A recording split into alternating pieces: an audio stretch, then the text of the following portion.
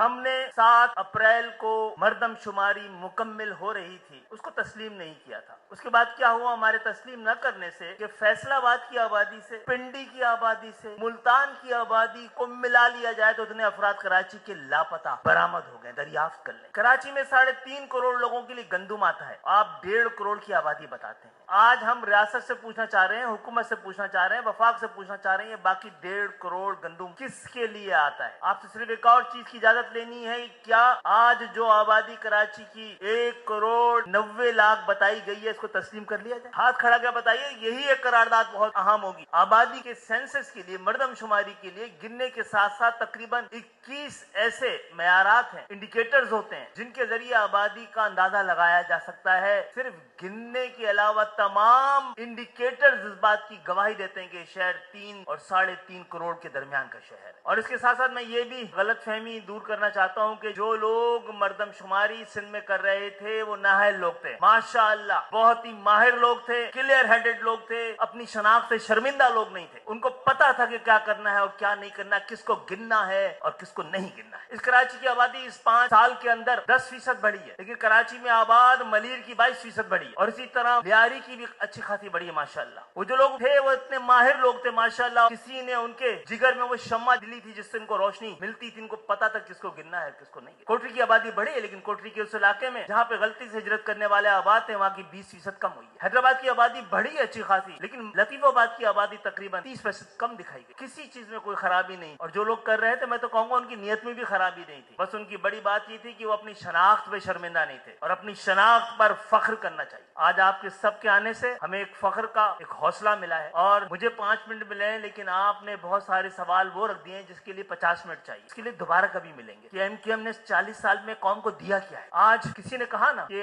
आज 2018 के बाद वाली असेंबली है ना, 18 में तो हम हार गए थे भाई। आप में से पता नहीं किस किस ने हमें वोट दिया था, किस किस ने नहीं दिया था। अगर उस इंतखाबात को दुरुस्त मान लिया जाए तो अक्सरियत ने हमें वोट नहीं दिया था, किसी भी वजह से नहीं दिया हो, लेकिन सवाल सारे हमारे हैं। यही हमारी कामयाबी की दलील है कि पता है शहर के लोग यही।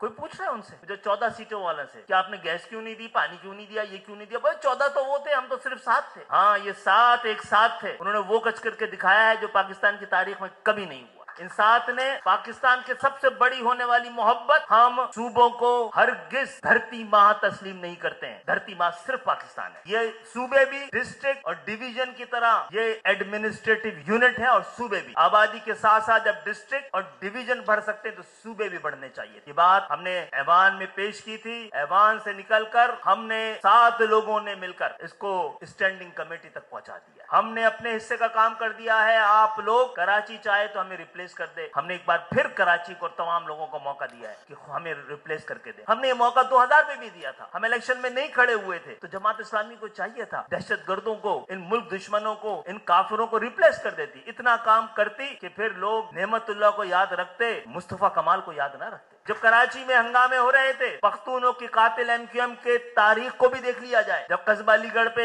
हमले हो रहे थे, जब बुशराजादी का वाकया हुआ था, तो शहर के बाबा अब्दुल सत्तार अफगानी थे, फारूक सत्तार नहीं थे। हमारे आने के बाद ये लड़ाई खत्म हुई है, क्योंकि हम समझते थे पख्तूनों और महाजरों को लड़ाकर किसी को फायदा है। हम आपके इस ताउन के साथ, आपके सहारे और आपके जज्बे के साथ खुद को गिनवाने की जद्दोजहद, दुरुस्त गिनवाने की, सही गिनवाने की, पूरे पाकिस्तान में किसी को कम और किसी को ज्यादा न गिना जाए। जो रियासत मर्दम शुमारी ना करा सके वो मर्दम शनासी भी नहीं करा सकती, और यही पाकिस्तान का सबसे बड़ा मसला है।